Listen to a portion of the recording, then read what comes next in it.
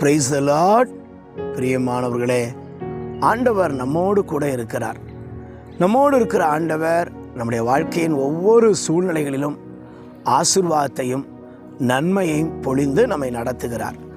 சங்கீதம் திருப்பாடல் 27 அதிகாரம் 14வது வசனம்.